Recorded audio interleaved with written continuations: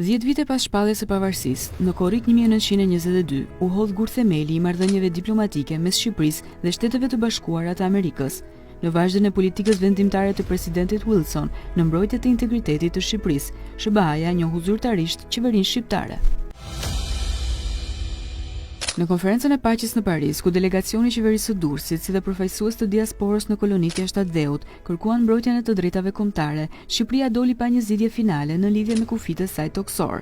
Megjithatë, fal mbështetjes së SBA-s, arriti të shpëtojë coptimin të mëtejshëm. Pas Britanisë së Madhe, partnerët amerikanë nuk do të vononin në njohjen e Shqipërisë. Më 28 korrik 1922, ministri fuqiplot dhe i dërguari i jashtëzakonshëm i SBA-s, Maxwell Blake, zhvilloi një takim me kryeministrin Xhafer Rypi, i cili shërbente njëkohësisht edhe si ministër i jashtëm. Partneriteti i frytshëm Shqipëri-SBA zgjati deri në instalimin e regjimit komunist. Rivendosja e marrëdhënieve diplomatike daton më 15 mars 1991 me çeljen e ambasadës shqiptare përtej Atlantikut. Në këmbim, më 1 tetor 1991 u hap në Tiranë përfaqësia diplomatike amerikane.